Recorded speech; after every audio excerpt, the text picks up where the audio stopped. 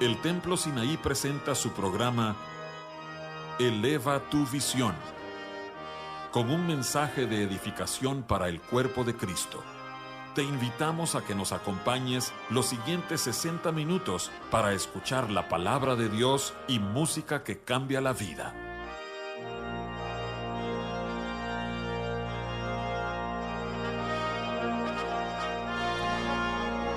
Buenas noches, hermanos y amigos. Los saluda su anfitrión José Ordóñez y hoy me acompaña el amado pastor Óscar Maldonado. Óscar, muchas gracias por estar otra vez con nosotros en Eleva tu Visión. Gracias a ti, hermano, por esta invitación tan hermosa.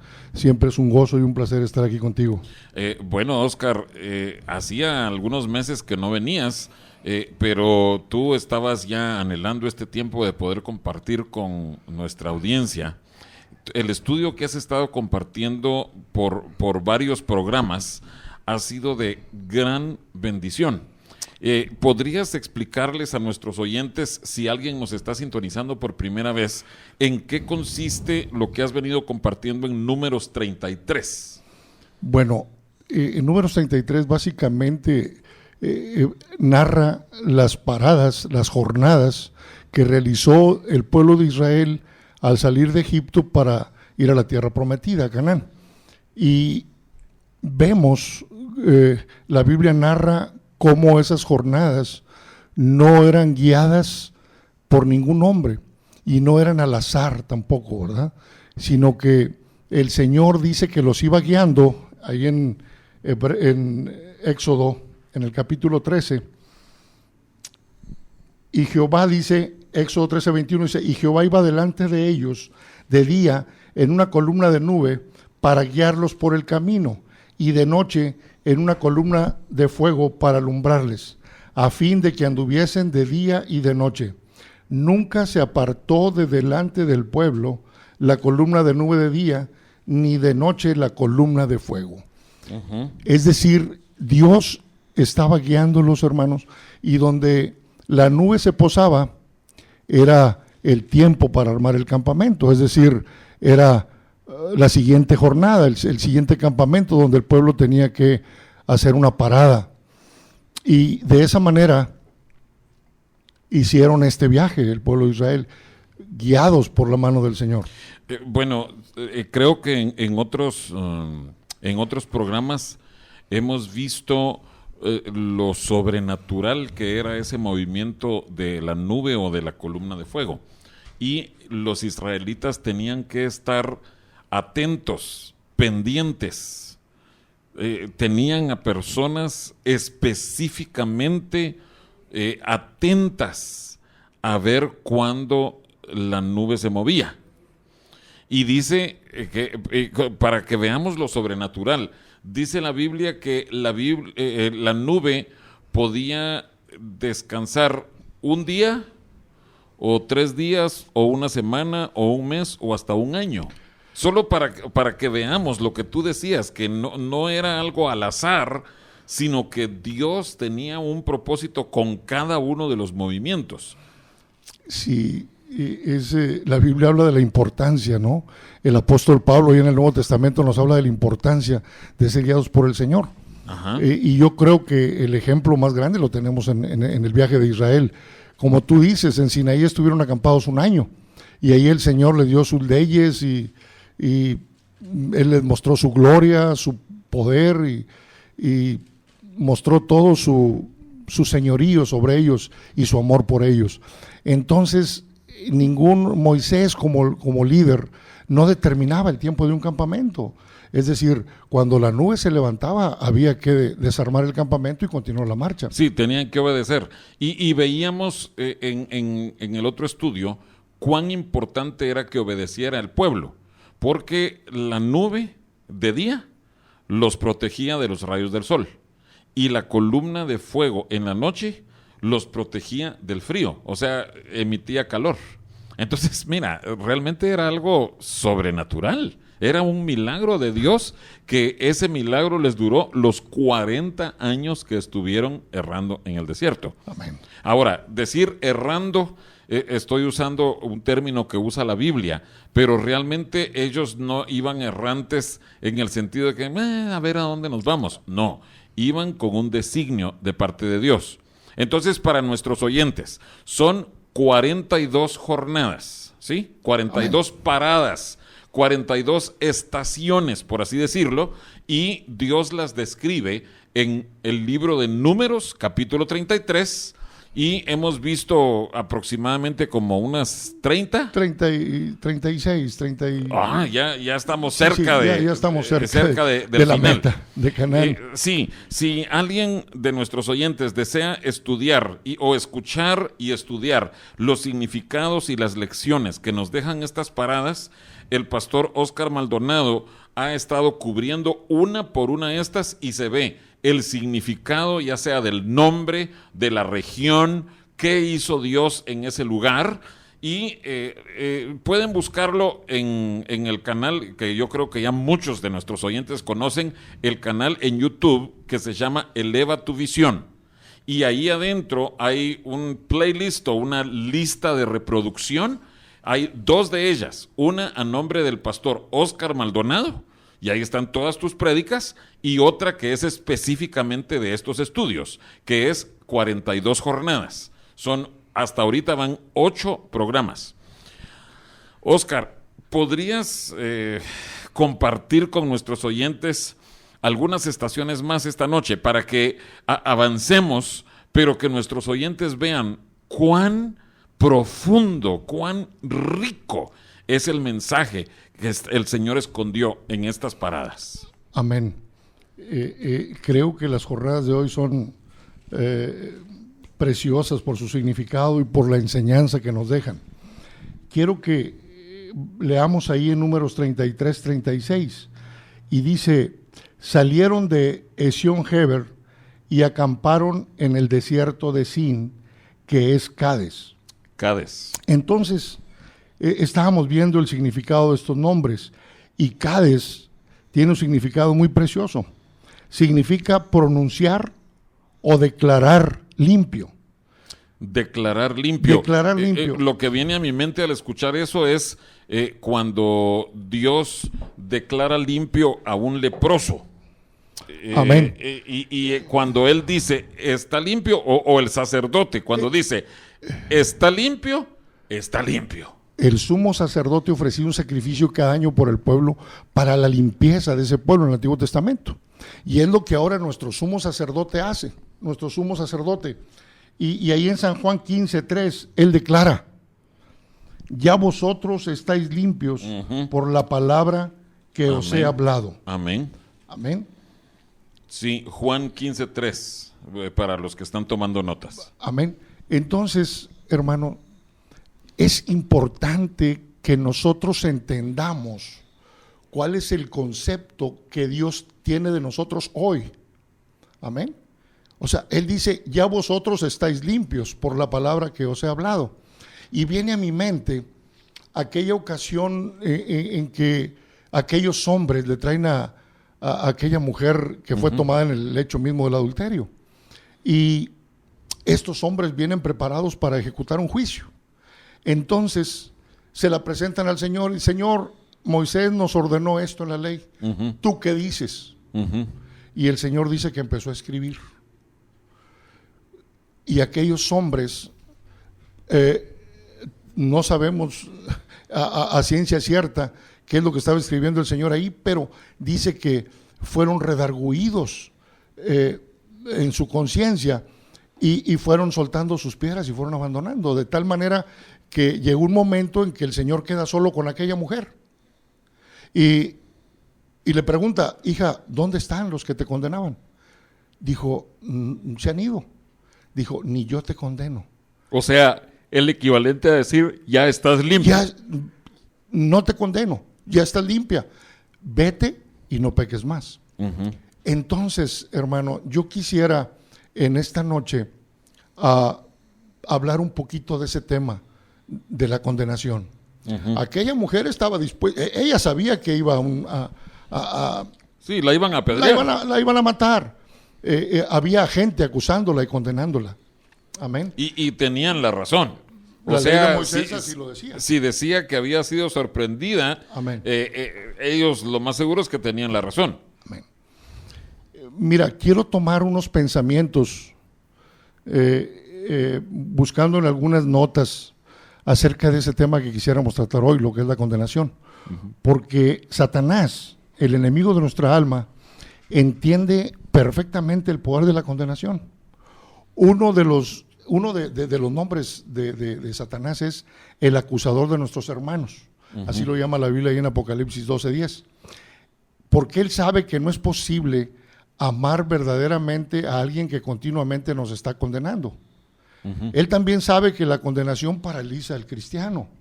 Y todos aquellos que en un momento dado hemos sentido el peso de la condenación sobre nosotros, es una verdad esto. O sea, sí nos paraliza y hasta pensamos que es Dios seriamente el que nos está acusando, ¿verdad? Pero veamos la naturaleza de Satanás. Dice, después de haber sido creado, el acusador de los hermanos intentó usurpar la posición de Dios en el universo y ascender a su trono. Es la historia que narra ahí Isaías y Ezequiel. A causa de su orgullo, nunca han cesado sus intentos de tomar el lugar de Dios de cualquier manera que pueda. La palabra de Dios, hablando del hijo de perdición, el apóstol Pablo nos dice que se opone y se levanta contra todo lo que se llama Dios o es objeto de culto, tanto que se siente en el templo de Dios como Dios, haciéndose pasar por Dios. Independientemente, hermanos, cómo interpretemos este pasaje, lo que Satanás intenta hacer aquí revela su naturaleza y su búsqueda continua de usurpar el lugar de Dios de todas las maneras y en todos los lugares que él pueda. Él intentó usurpar el lugar de Dios en el universo y ahora trata de hacer lo mismo aquí en la tierra. Y un ejemplo de esto es lo que intenta hacer en el corazón del creyente. Cada creyente nacido de nuevo es el templo de Dios. La palabra de Dios así lo dice. Su morada.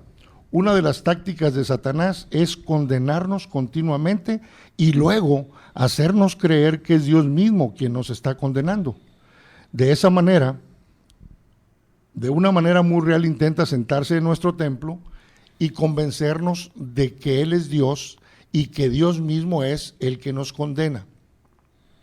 Y la palabra de Dios dice que nunca conquistaremos al acusador ni a su condenación hasta que sepamos con absoluta certeza cuál es realmente la opinión que Dios tiene de nosotros.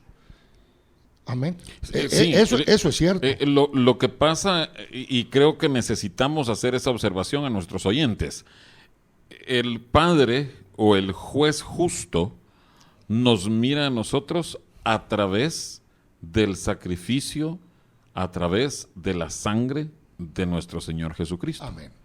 Eso es lo que hace toda la diferencia. Amén. Porque si Él nos viera tal como nosotros somos de pecadores, realmente ahí sí tendríamos razón a estar condenados. Amén. Pero en el momento en que Cades es operado en la vida del cristiano, en el momento en que Dios dice, yo te declaro limpio, en otras palabras, yo te perdono, en otras palabras, yo quito tu pecado, a partir de ese momento, el Señor nos mira como limpios a través de la sangre de Cristo. Amén. Esa es toda la diferencia.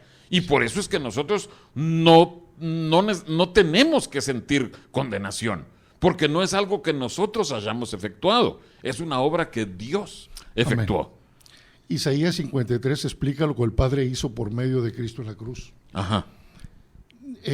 Dice Isaías 53, ciertamente llevó Él nuestras enfermedades y sufrió nuestros dolores.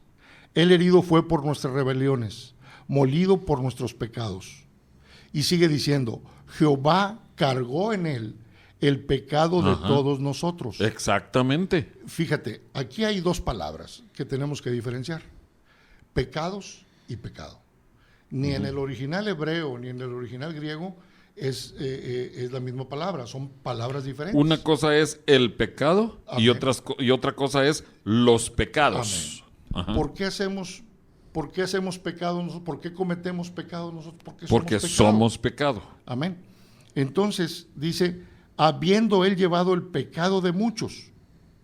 Está hablando de la obra de Cristo, Isaías 53.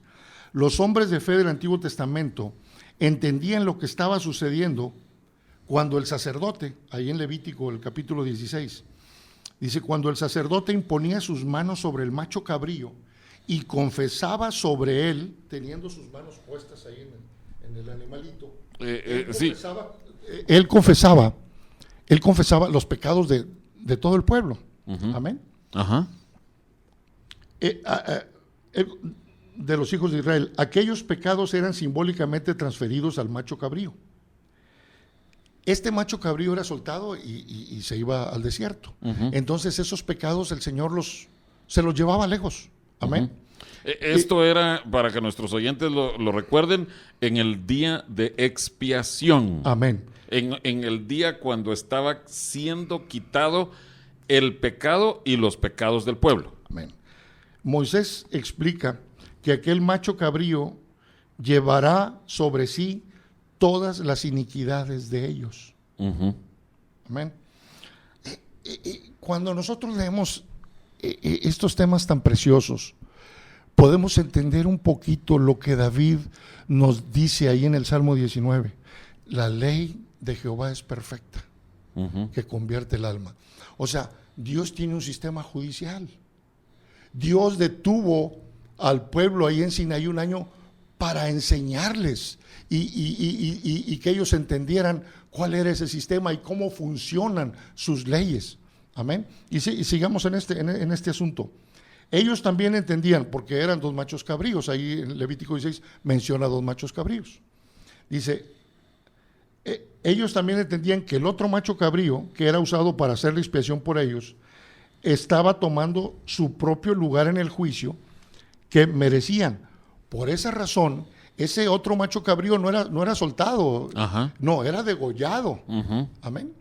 Entonces, dice, así como el macho cabrío llevó todos los pecados e iniquidades del pueblo de Dios, así también Isaías dijo que Jesús llevó nuestras enfermedades y sufrió nuestros dolores. En ambos lugares se usa la misma palabra hebrea, llevó. El apóstol Pablo lo explicó en términos muy claros. Al que no conoció pecado, le hizo pecado por nosotros, para que fuéramos hechos justicia de Dios en él. En otras palabras, él llegó a ser lo que nosotros somos, ahí en la cruz del Calvario. Él estaba llevando ahí todas nuestras enfermedades, todos nuestros pecados. Amén. Amén. Dice, él llegó a ser lo que nosotros somos para que nosotros pudiéramos llegar a ser lo que él es.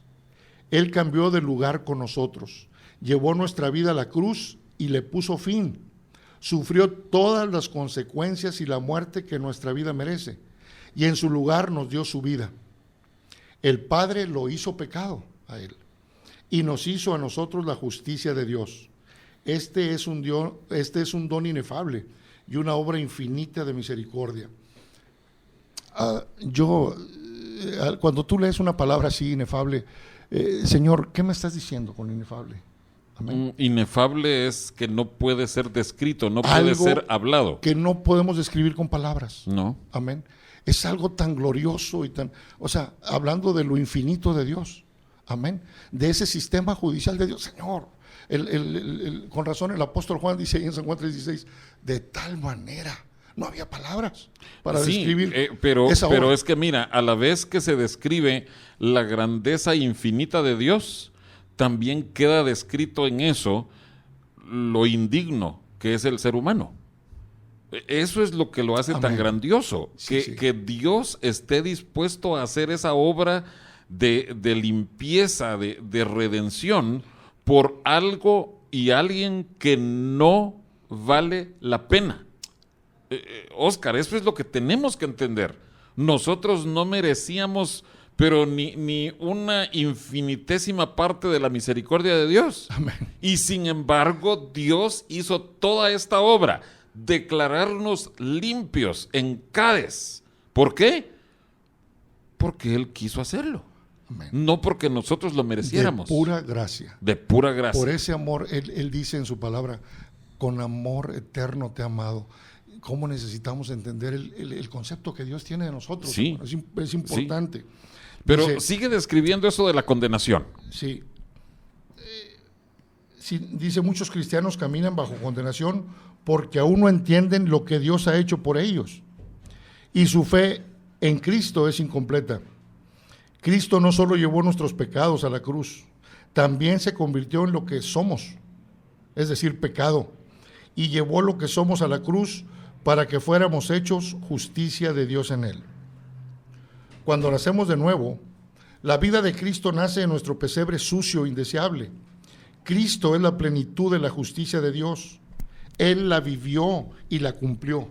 Amén. Amén. Nadie puede ser falto si tiene la vida de Cristo en él. Cuando su vida llega a nosotros a través del milagro del nuevo nacimiento, su justicia llega a ser nuestra justicia. Él se convierte en nuestra justificación. Amén. Amén. Amén. Después del nuevo nacimiento, Dios nos invita a todos a aceptar otra obra gloriosa de su redención. Nos invita a enterrar al hombre viejo, al cuerpo de pecado, lo que somos. Y esto es realizado en las aguas del bautismo. Amén. Amén. Tristemente muchos cristianos que han nacido de nuevo y han sido bautizados en agua continúan viviendo bajo condenación y atendiendo la voz del acusador de los hermanos.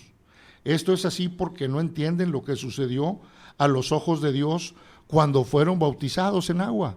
Sencillamente carecen de la fe sencilla necesaria para conquistar la condenación. Algunos podrían argumentar que para conquistar la condenación ellos necesitarían algo mucho más grande en su vida espiritual que una sencilla y nueva medida de fe. Pero considere la importancia de la fe. La fe no solo es de importancia vital para agradar a Dios, sino que asombrosamente también algo tan sencillo como la fe decidirá si vamos a pasar la eternidad en el cielo o en el infierno. O crees o no crees. Amén. O tienes fe o no tienes fe. Sí. Fíjate lo que necesitaban los israelitas en ese viaje en el desierto. Cuando había serpientes, cuando llegan a ese lugar, Ajá. y hay serpientes venenosas mordiéndolo y mucho pueblo está muriendo. El Señor le dice a Moisés, hazte una serpiente de bronce y ponla en un asta y levántala para que todo el campamento la pueda observar. Y todo el que mirare. No más, esa es la fe más sencilla. Lo único que tenían que hacer era mirar a esa serpiente. Con eso bastaba. Eso era todo. No había que levantar la mano, ni un paso de fe, ni pase al frente. Amén. Ajá. O sea, cuando tenemos que entender que cuando nosotros somos bautizados, algo está sucediendo ahí. Ajá. Porque Dios lo ha escogido. Y Él dice que ahí estamos enterrando al hombre viejo. Y que la vida de Cristo está siendo ahora puesta en nosotros cuando salimos del agua, ¿verdad? Uh-huh. Todos estamos muriendo por el veneno que fue inyectado en la raza de Adán por la mordida de la serpiente en el jardín del Edén. Amén. Sí, sí. Dios proveyó para Israel en el desierto y también para nosotros una respuesta sencilla. Dio instrucciones a Moisés para que hiciera una serpiente de bronce, lo que estábamos diciendo, ¿verdad? Y cuando alguien era mordido por la serpiente, la cuestión era sencilla, solamente voltear a ver la serpiente y el veneno no tenía efecto. Uh-huh. Esa era una fe sencilla. Probablemente nosotros vivimos bajo condenación porque no hemos visto la sencillez y la belleza del Evangelio. Cuando Cristo estaba en la tierra, dijo a sus discípulos, ahí en San Juan 3:14, que Él se convertiría en la serpiente de bronce al morir en la cruz. Uh-huh. Este es el resumen de todo el mensaje del Evangelio. Cuando Satanás inyectó su vida y veneno en la raza de Adán, el hombre llegó a ser la descendencia espiritual de Satanás y a ser su esclavo. Por eso tanto Jesús como Juan el Bautista llamaron a los israelitas serpientes. Wow. Amén. Sí, pero mira, Oscar, yo creo que necesitamos concentrar nuestra atención en esto. Yo no merecía ser salvo. Y Dios, en su misericordia, por su voluntad, Él dijo, yo quiero salvar a ese indigno. Yo quiero declararlo limpio, declarado perdonado por una fe sencilla. Vamos a regresar en un momento. Te invitamos a que visites nuestra página de internet predicascristianas.mx o que veas nuestro canal Eleva tu Visión en YouTube. Para comunicarte con nosotros, escríbenos a nuestros correos electrónicos elevatuvisionmonterrey@gmail.com o info@predicascristianas.mx.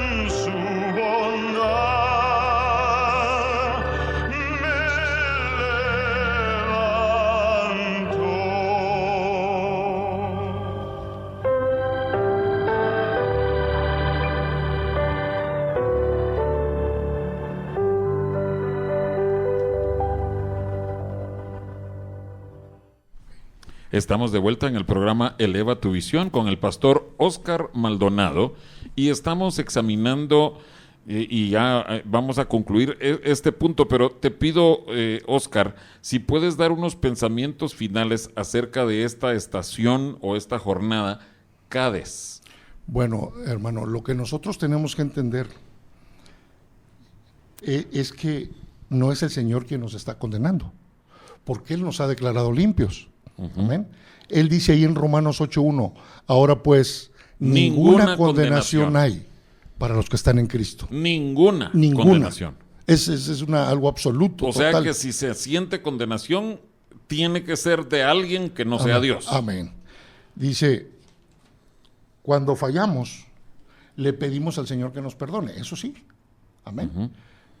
Cuando nosotros llegamos y oímos las palabras del Señor, y no tenemos por qué oír ninguna más.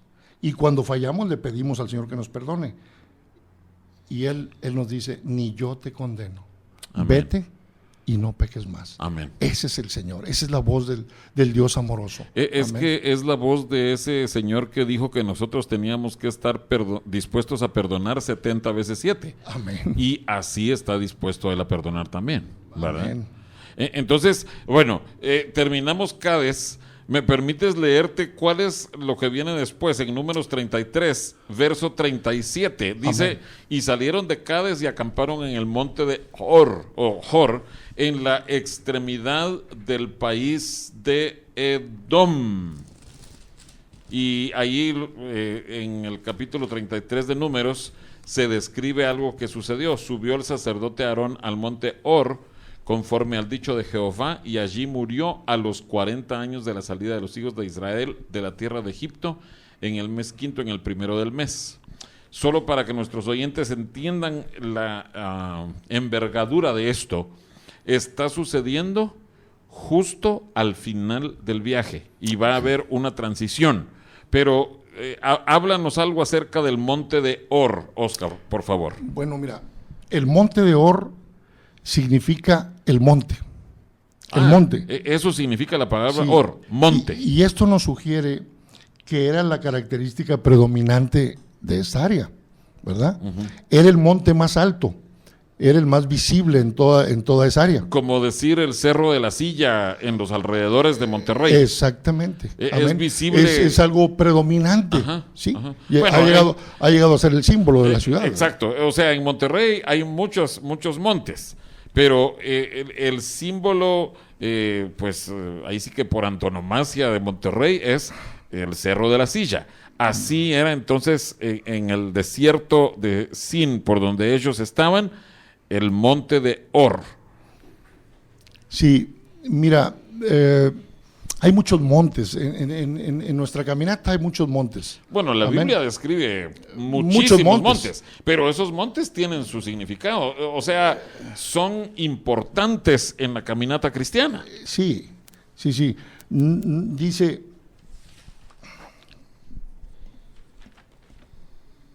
hay muchos montes en nuestro viaje, pero dice, pero aquí llegamos al monte. Así como el Señor, hay muchos señores, pero Él es el Señor de señores. Este es el monte de todos los montes, es el más alto, es intimidante. ¿Y qué sucede en la vida del cristiano simbológicamente o simbólicamente?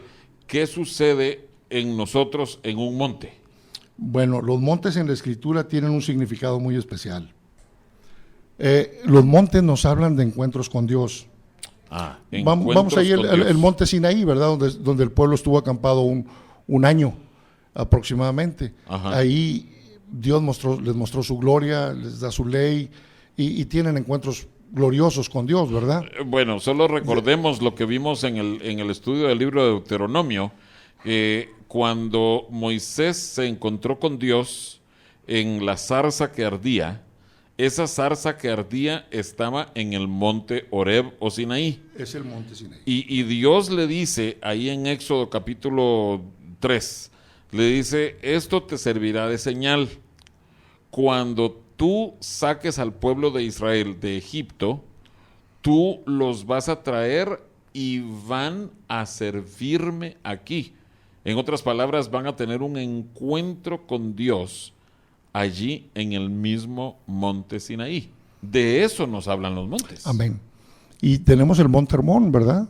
El monte Hermón es el monte de la transfiguración. Bueno, saludos a los hermanos de las iglesias Rocío de Hermón. Porque en efecto, esto es lo que sucede. Desde ahí envía Jehová bendición y vida eterna. Imagínate lo que es ese monte, ¿verdad? Ajá. Pedro y Jacobo y Juan escriben en sus epístolas y vimos su gloria.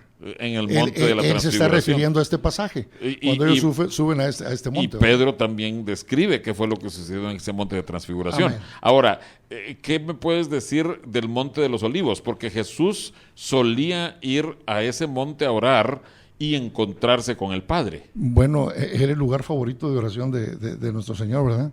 Ajá. De este monte, el Señor fue llevado al cielo. Ahí lo registra el libro de los Hechos, ¿verdad?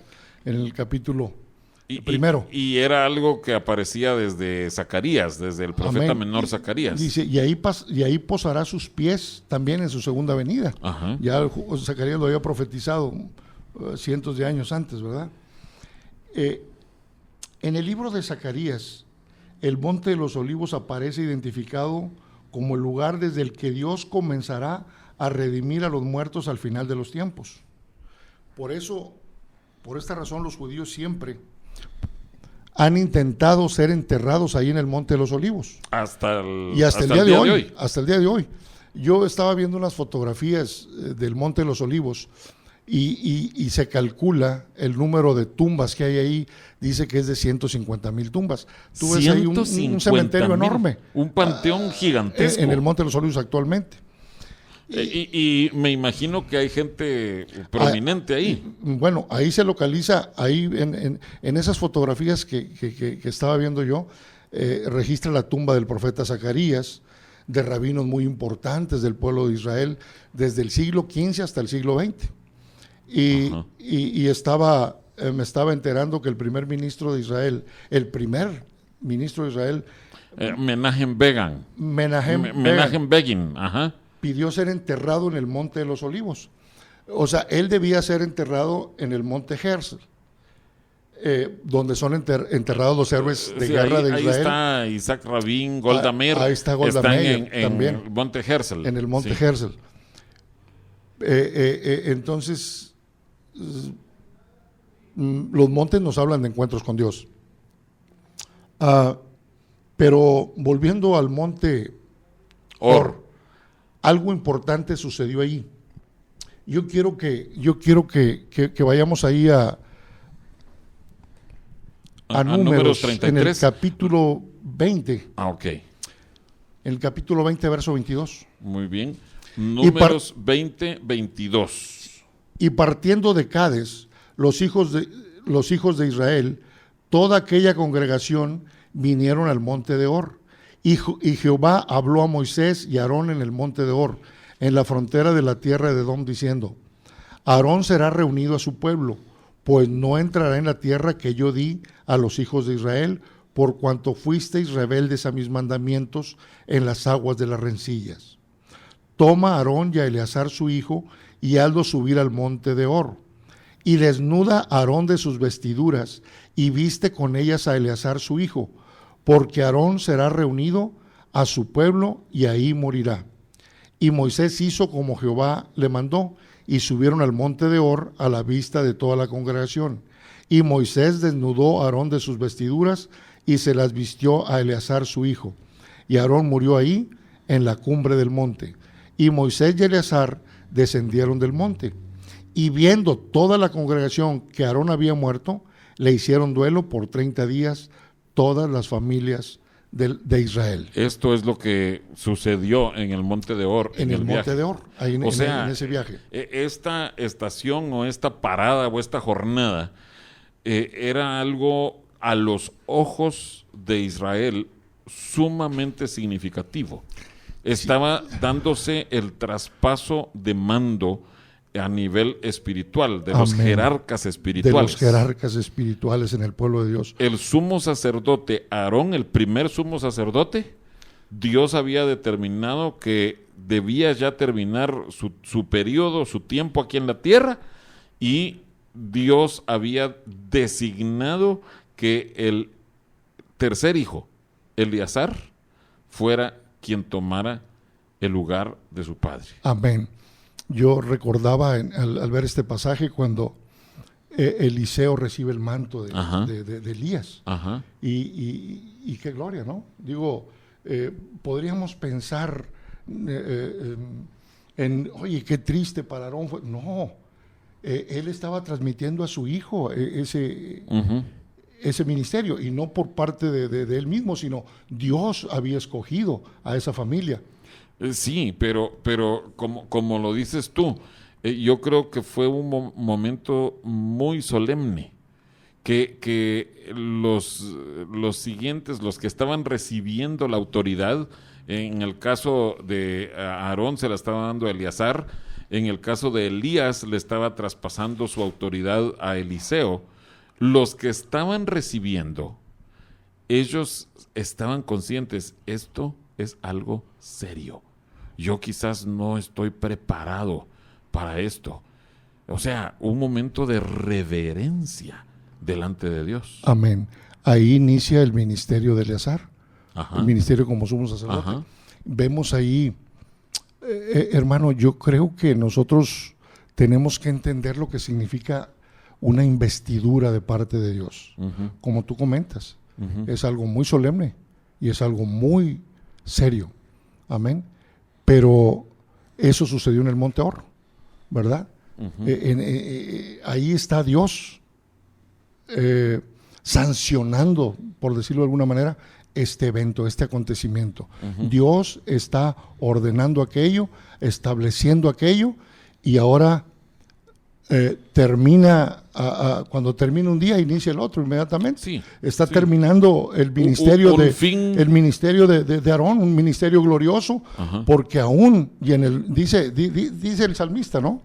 Es estimada es a los ojos de Jehová la muerte de sus santos. Uh-huh. Y vemos cómo Aarón es mencionado en el Salmo 133, y los salmistas mencionan a ese sumo sacerdote glorioso uh-huh. del pueblo de Israel, ¿verdad? Uh-huh. Es una figura de nuestro sumo sacerdote. Uh-huh. Nuestro Señor Jesucristo dice, es como el rocío de Hermón que desciende sobre la barba de Aarón, ¿verdad? Y baja hasta el borde de sus vestiduras.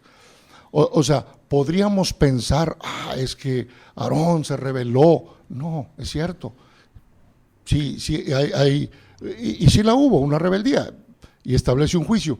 Pero lo cierto es que el Señor no está diciendo, ya no vas ni tu familia, va a entrar su hijo en lugar de él. Uh-huh. Y era hora para que terminara su ministerio, vamos. Ahora, sí tenemos que ver también cuáles fueron los tratos de Dios con Eleazar, porque a Eleazar le tocó hacer ciertos preparativos sumamente difíciles, duros. Por ejemplo, cuando fueron juzgados sus dos hermanos, Nadab y Abiú, Eleazar, él fue mandado por Dios para que no hiciera duelo y que él recogiera todas las cosas. Él tenía que hacer la limpieza después de eso. Yo creo que ellos, al igual que el pueblo, estaban aprendiendo Ajá. esas leyes preciosas, ese sistema judicial, por decirlo de alguna manera, ¿no? Ese sistema de judicial. Dios me ha estado mostrando cómo David tenía entendimiento de esa ley de Dios, de esas leyes preciosas. Es decir, Dios podía haberle dicho, bueno, Aarón, tal vez no pasó nada y vas a entrar a la tierra prometida. Dios no es así. O sea, la ley de Jehová es perfecta. Amén. Sí, él lo dice, David lo dice en el Salmo 19, ¿verdad? Amén. Uh-huh. Dios estableció que así sucediera. Y vemos que en los juicios de Dios está implícita su misericordia. Uh-huh. Amén. Eleazar empieza un nuevo ministerio y yo estoy seguro que el Señor lo menciona, dice, él será recogido a su pueblo. Uh-huh. Amén. A uh-huh. su pueblo. Él está a la misma presencia de Dios, ¿verdad? Entonces, Oscar, solo para dar un resumen de lo que significa el monte de Or, lo que significó para Israel y lo que significa para nosotros. Es un monte, es el monte. Y esto nos habla acerca de encuentros con Dios. Yo estoy seguro que ahí, bueno, la palabra de Dios dice que ahí fue un encuentro glorioso. Amén. De Aarón y de Eleazar. Ajá. Y para seguir viendo lo que sucedió específicamente en el viaje, es el final del ministerio de Aarón, pero también el principio de un ministerio glorioso como el ministerio de Eleazar. Amén. Bueno, que eso pueda suceder también en nuestras vidas. El Templo Sinaí está situado en la Colonia Progreso, calle Artículo 123, número 2506. Y nos reunimos los miércoles y viernes a las 7:30 de la noche y los domingos a las 10 de la mañana.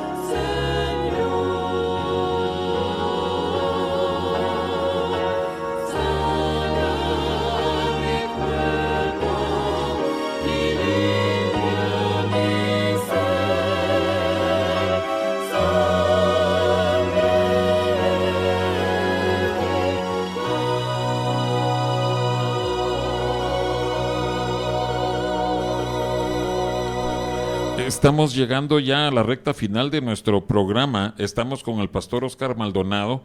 Hemos visto hasta ahorita 2 jornadas, Cades y el monte Or, y en Números 33 y versículo 41, el pueblo de Israel llega a Salmona. Quien está tomando notas y no tiene su Biblia es con Z, Salmona. Oscar, para terminar el programa, podríamos ver rápidamente de qué nos habla Salmona. Bien, Salmona significa la sombra de muerte. Sombra de muerte. Sombra de muerte. Y es una de las cosas por las cuales todos tenemos que pasar. Yo creo que tú habrás tenido alguna experiencia de ese tipo, hermano. No hemos platicado sobre ese asunto, pero yo creo que de alguna manera la palabra de Dios en el libro de Job menciona la sombra de muerte infinidad de veces en el libro de Job. Ajá. Y los salmistas también lo mencionan. David también la menciona ahí en el Salmo 23, ¿verdad? Sí, aunque ande en valle de sombra de muerte, no temeré mal alguno, porque tú estarás conmigo, tu vara y tu callado me infundirán aliento. Pero la sombra de muerte, en el Salmo 107, vemos que es Dios el que ha puesto como una disciplina a este grupo de personas, ¿no? Como una consecuencia a algo que había sucedido. Dice, algunos moraban en Salmo 107, ¿y qué verso? Salmo 107. Verso 10. Ajá. Al 14. Algunos moraban en tinieblas y sombra de muerte, aprisionados en aflicción y en hierros. Y dice, por cuanto fueron rebeldes a la palabra de Jehová y aborrecieron el consejo del Altísimo. Por eso quebrantó con el trabajo sus corazones, cayeron y no hubo quien los ayudase. Luego que clamaron a Jehová en su angustia, los libró de sus aflicciones. Dice el 14, lo sacó de las tinieblas y de la sombra de muerte y rompió sus prisiones. Amén. Entonces, Dios es el que nos mete a la cárcel y es el que abre la puerta, ¿verdad? También de esa cárcel. Entonces, vemos aquí que viene como una disciplina, como un juicio cuando nosotros nos hemos apartado. Es una consecuencia. Dice el verso 11, por ser rebeldes y a las palabras de Jehová y por aborrecer el consejo del Altísimo. Mira, yo estaba meditando sobre la sombra de muerte, incluso platiqué con otros pastores qué experiencias tenían ellos en cuanto a esto. Y no es muy fácil, ellos no me pudieron dar algo así muy claro, pero yo recuerdo que hace algunos años Dios me llevó a tener una experiencia así. Había tenido un disgusto muy fuerte con algunos familiares por una situación familiar, y yo recuerdo que hasta tuve que ir a ver al médico. Era algo muy fuerte. ¿Te afectó? Muy fuerte, me afectó los mucho. Los síntomas afectaron tu cuerpo. Sí, de tal manera, hermano, que estaba yo una noche y créeme lo que no estaba totalmente dormido, pero veía yo que un personaje negro totalmente oscuro, lo veía yo como con una gabardina y un sombrero, pero su rostro no era el rostro de un hombre, lo veía totalmente oscuro, como una sombra, como una sombra. Y entonces vi que estaba tratando de entrar a mi casa por la puerta. Entonces no pudo entrar por la puerta, se va por la parte del pasillo, del corredor. En ese tiempo yo tenía una perrita ahí, pastor alemán, muy brava. Dije, y yo veía, y en mi sueño yo decía, la chispa no lo va a dejar entrar. La chispa era la perra, la pastor perrita, alemán. Pero vi cómo veía cómo la perrita se estaba arredrando, asustada. Ajá. Se asustaba y el personaje avanzaba. ¿No ladraba? No, estaba asustada totalmente, se fue a esconderse y este personaje trató de entrar por la puerta trasera. En eso el Señor me levanta y me pone a clamar y me da una lectura específica. Amén. No tendrás temor. Sobre los terrores de la noche. Y el Salmo 91. No tendrás temor de espanto nocturno. Y empecé a clamar y yo sentí que hubo una victoria gloriosa y preciosa sobre esa sombra de muerte que estaba amenazando mi vida. Oscar, entonces podemos decir que la sombra de muerte se refiere a influencias demoníacas, o sea, a operaciones de Satanás, acercamientos de Satanás permitidos por el Señor. Eso queda clarísimo. Pero como leímos en el Salmo 107, de ellos nos libra el Señor, de ellos nos rescata el Señor. Dice el verso 14 o del verso 13, los libró de sus aflicciones, los sacó de las tinieblas y de la sombra de muerte y rompió sus prisiones, así como sucedió contigo en esa experiencia. Amén, amén. Entonces, mira, creo yo que nuestros oyentes necesitan entender, Dios permite que haya esas experiencias en la vida de un cristiano, pero para que podamos tener la victoria. Amén. Sin duda. No temeré aunque ande en valle de sombras, si tú vas caminando conmigo, Señor. Amén. Amén. Él es nuestra seguridad. No hay seguridad de nosotros mismos. No podemos enfrentar esas cosas por nosotros mismos. Es algo tan fuerte, tan poderoso, que solamente el Todopoderoso, el Omnipotente puede librarnos de eso. Amén. Tu vara y tu callado me infundirán aliento. Y vamos a pasar por esos valles de muerte. Oscar, muchísimas gracias. Esto infunde esperanza y valor a nuestros oyentes. Que Dios te bendiga.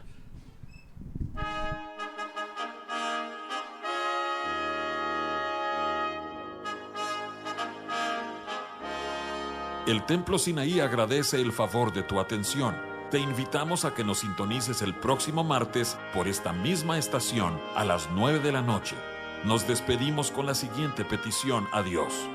Jehová te bendiga y te guarde. Jehová haga resplandecer su rostro sobre ti y tenga de ti misericordia. Jehová alce sobre ti su rostro y ponga en ti paz.